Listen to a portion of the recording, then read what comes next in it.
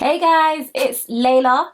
Welcome back to the channel, and today I am bringing you what I hope to be an index video. So I have recently got an influx of new subscribers. Hi guys, welcome to the family. I'm super excited to have you here. Not sure where everyone has come from, but you're very much welcome, okay, to the channel, basically. And I figured I am getting so many questions around my regimen that I would do a verbal breakdown of what my actual hair regimen is. And then also link to various videos that cover different aspects of my regimen that would be helpful for you guys. Sounds good? I think so. I think this is a great idea, but I don't know, because sometimes I think I have great ideas for videos and then I put them out and then no one watches it. So hopefully you guys will watch this. So I thought it would be quite nice for me to come on here and I guess introduce myself a little bit for those of you who don't know me properly. So my name is Layla and I am 31 years old. I currently live in London, the UK.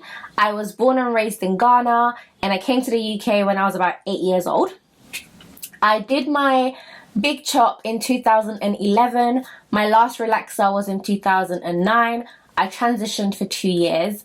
In between that time, I have shared my entire hair journey here on YouTube. There is an archive of videos that basically takes you right through my transitioning up until like today. I have cut my hair multiple times in that period. I don't want anybody to use my hair as a benchmark for the period of time that I have been natural. I've been cutting my hair consistently, like all the time. And this January of this year was the last time I gave myself a big haircut, and I went from waist length to armpit length, and I do have a video. Nabija's so big. I have a video right there. This is Nabija, my plant. In terms of my regimen, I have a very simple regimen that I like to think is simple, and it's very basic. So I'll take you through like the basic things that I do to my hair. I wash my hair. So I do my wash day routine once a week, and my wash day routine can go in 2 different directions. So my personal preference is to cleanse my hair with clays, predominantly Rasul clay. So Rasul clay is my, sorry, I had to think there. Is it bentonite? Is it Rasul? It's definitely Rasul clay. Rasul clay is my go-to. I do have a DIY clay cleansing video, either here or there. I also have a complete playlist on different ways to use different clays. I love doing clay washes because they help to detoxify my scalp. They help to strip away impurities from my hair without stripping away my natural oils. They help to impart things like silica, magnesium, potassium back into my hair. It fortifies the hair. It makes it stronger. It makes my curls pop and clamp together, okay? It's papino, okay? And that's why I absolutely love using clay cleansers. It's just nice and gentle. And on the days where I'm doing a clay cleansing wash day, I might also throw in all my Ayurvedic DIYs, which I have videos on that you can check out. And then alternatively, on the days where I don't feel like mixing up a clay, I don't have time, I am time poor, okay? On a day that I am time poor, I do just go for a regular shampoo and condition. That is, it can be any of my shampoo and conditioners that I love to use. I have plenty. I have acquired plenty of favorites over the years. And then another question I get all the time is, why do I deep condition before I cleanse? And whether I'm doing my alternative wash day or I'm doing my preferred wash day, I always deep condition beforehand. This is something I've been doing since I started transitioning, is probably when I got in the habit of doing it, and it stuck with me and I like it. So one of the main reasons I like to do it, number one, numero uno, is that it keeps me from being in and out of the shower. It's a time saver. I don't like having to jump in and out of the shower. I don't like being wet, dry, dry. I don't like that. I just prefer to bang out the steps of my wash day. For the parts where I'm in the shower, I'm in the shower. For the parts where I'm not in the shower, I'm not in the shower. So that's the main reason. Number two, I found before I started doing clay cleansers that by doing my deep conditioning beforehand, it lessened the effect of shampooing on my hair. My hair just felt better after being shampooed if I had previously did a deep condition. Now you can do a pre-poo instead. It's basically for me an extended, more nutrient rich pre-poo. Get it? So you can still do your pre-poo, and then you can shampoo, and then you can deep condition, and then you can get in and out of the shower. It's really up to you. For me, those are the two reasons why I do it, and it just works for me. If anything, it's really helped me to minimize the amount of manipulation that I do to my hair in its wet state.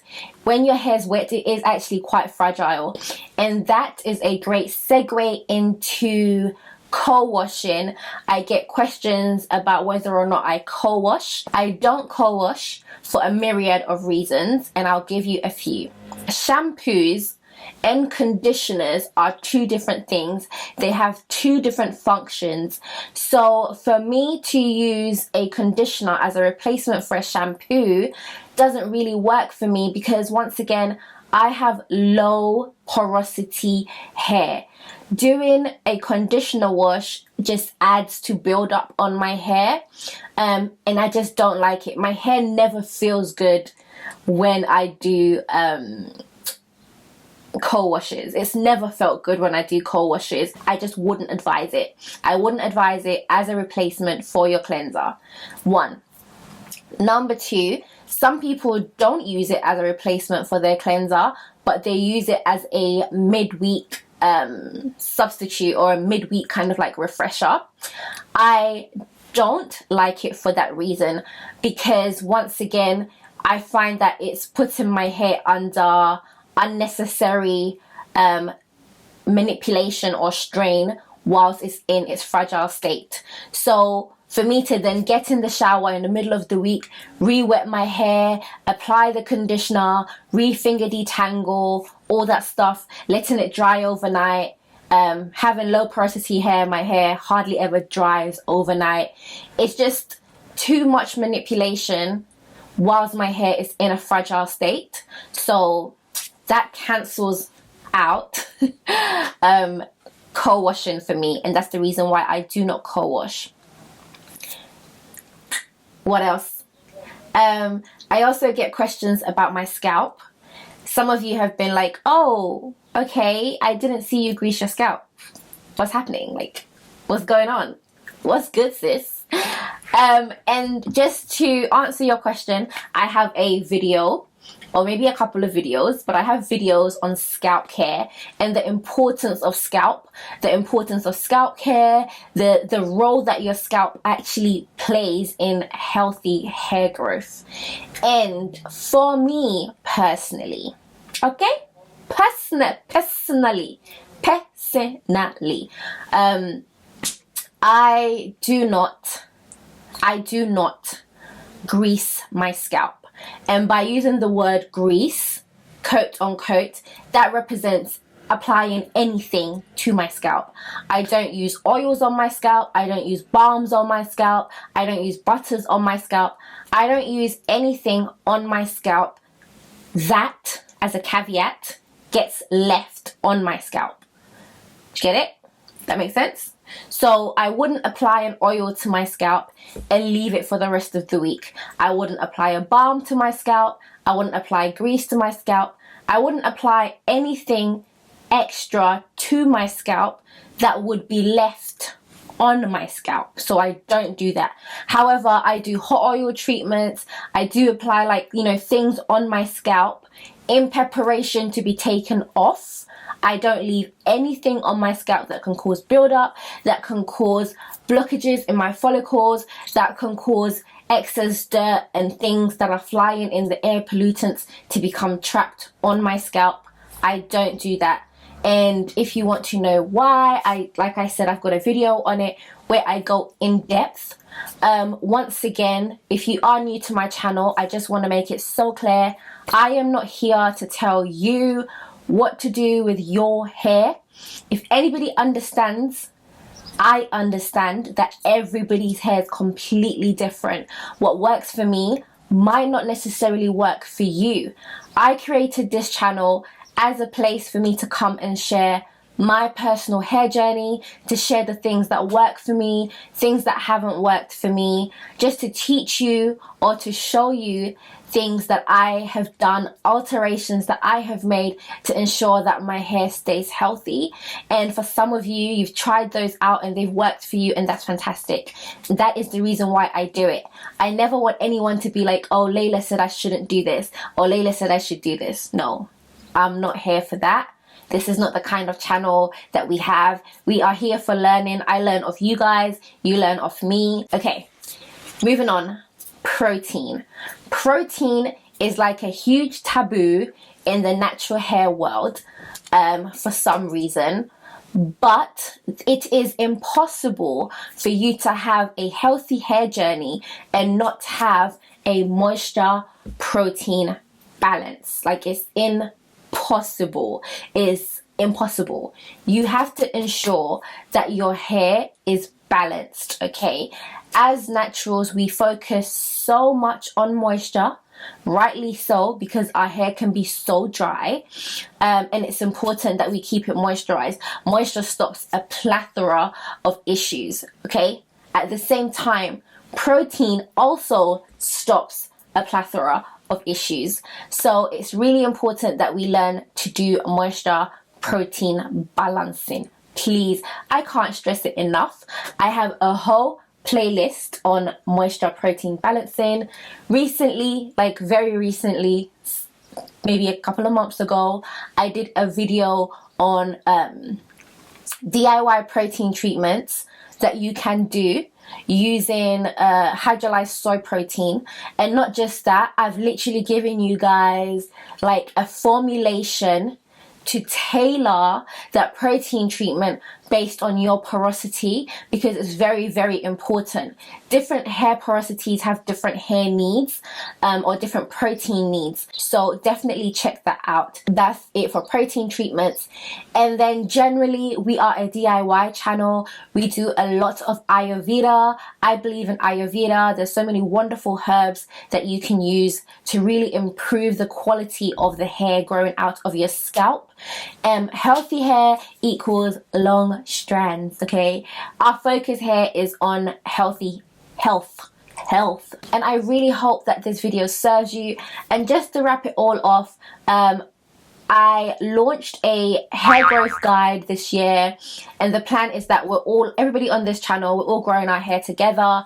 Within that guide, I touch on, like, you know, the moisture protein balance. I touch on the importance of getting a haircut, the importance of building a regimen that works around your lifestyle. There's no point me coming on here and sharing like the A to Z's of my regimen if it's something that isn't going to work around your lifestyle.